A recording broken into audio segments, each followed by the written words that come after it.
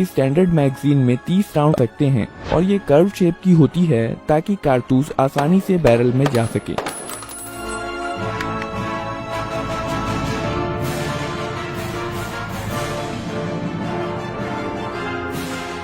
Shooter front और rear side की मदद से निशाना लगाता है। AK-47 और AKM की मैक्सिमम इफेक्टिव रेंज लगभग 400 मीटर की होती है। पहली बार फायर करने के लिए ऑपरेटर एक लोडेड मैगजीन को लगाता है, फिर चार्जिंग हैंडल को पीछे खींचकर छोड़ देता है और फिर ट्रिगर दबाता है। सेफ्टी लीवर की मदद से शूटर राइफल को अलग अलग मोड पर सेट कर सकता है। सबसे ऊपरी स्थिति में राइफल सेफ मोड पर है।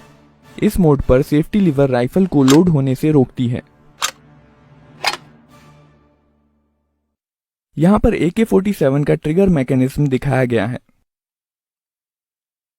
जब राइफल सेफ मोड पर है तो ट्रिगर ब्लॉक हो जाता है और इसलिए ट्रिगर को नहीं दबाया जा सकता है। जब सेफ्टी लीवर सबसे निचले स्थान पर होती है तो ट्रिगर अनब्लॉक हो जाता है और राइफल अब सेमी ऑटोमेटिक मोड पर है।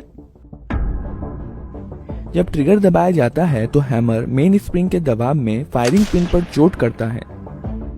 फायरिंग के बाद बोल्ट कैरियर पीछे आता है और हैमर को पीछे धकेल देता है। डिस्कनेक्टर हैमर को पकड़ लेता है। बोल्ट कैरियर रिकॉइल स्प्रिंग के कारण अपनी पहले वाली स्थिति में चला जाता है, जबकि हैमर डिस्कनेक्टर में फंसा रह जाता है। जब ट्रिगर रिलीज किया जाता है तो डिस्कनेक्टर हैमर को छोड़ देता है, पर तुरंत ही हैमर ट्रिगर में अटक जाता है और अब राइफल फिर से फायर करने के लिए तैयार है। इस प्रकार सेमी ऑटोमेटिक मोड में एक बार ट्रिगर दबाने पर राइफल एक ही राउंड फायर करती है। दूसरा राउंड फायर करने के लिए ट्रिगर को रिलीज करना जरूरी होता है। फुल्ली ऑटोमेटिक मोड में सेफ्टी लीवर बीच की स्थिति में होती है और डिस्कनेक्टर को ब्लॉक करके रखती है। इस केस में फायरिंग के बाद जब बोल्ट कैरियर हैमर को पीछे धकेलता है, डिस्कनेक्टर हैमर को नहीं पकड़ पाता है।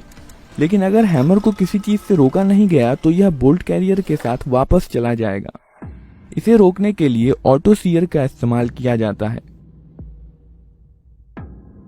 बोल्ट कैरियर के वापस लौटते समय ऑटो सीयर हैमर को रोक कर रखता है।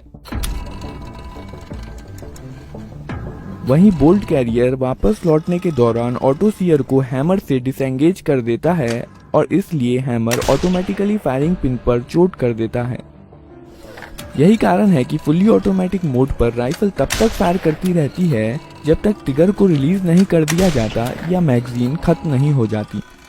अब हम देखेंगे कि कारतूस को बैरल में कैसे लोड किया जाता है।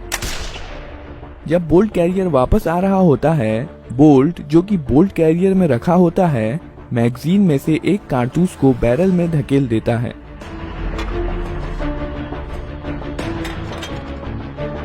कारतूस का पिछला हिस्सा बोल्ट में लगे एक्सट्रैक्टर में फंस जाता है। कारतूस लोड करने के बाद बोल्ट घूम जाता है ताकि इस पर बने लॉकिंग लग्स की मदद से इसे लॉक किया जा सके। अब बोल्ट पीछे की ओर नहीं जा सकता है और फायरिंग के दौरान अपनी स्थिति में मजबूती के साथ बना रहता है।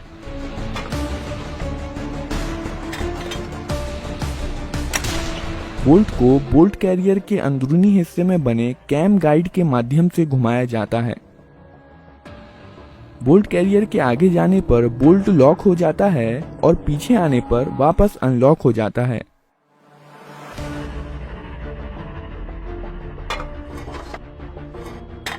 अब बंदूक फायरिंग के लिए तैयार है।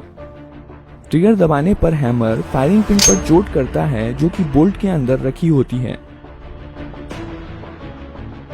बदले में फायरिंग पिन कारतूस के प्राइमर पर चोट करती है। प्राइमर में इम्पैक्ट सेंसिटिव एक्सप्लोजिव होता है जो झटका लगने पर जल जाता है। इसके कारण कारतूस में रखे गन पाउडर में आग लग जाती है और बुलेट के पीछे की जगह बहुत सारी हाई प्रेशर गर्म गैसों से भर जाती है। क्योंकि इन गैसों के पास बाहर निकलने का कोई रास्ता नहीं है, यह बुलेट को पीछे से बहुत फोर्स के साथ धकेलती हैं, जिसके कारण बुलेट बहुत तेज गति के साथ बैरल से बाहर निकलती है।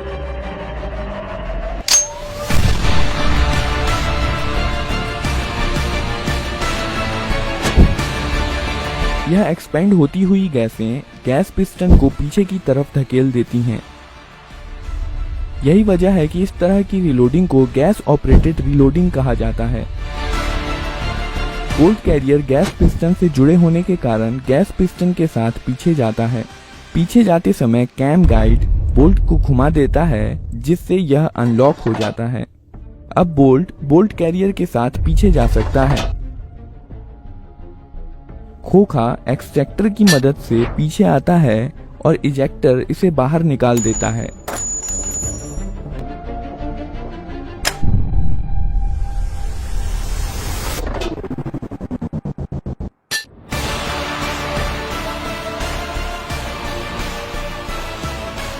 पीछे जाते समय बोल्ट कैरियर हैमर को पीछे धकेल देता है और वापस आते समय बैरल में अगला राउंड लोड कर देता है और इस प्रकार मोड के अनुसार राइफल अगला राउंड फायर करने के लिए तैयार है।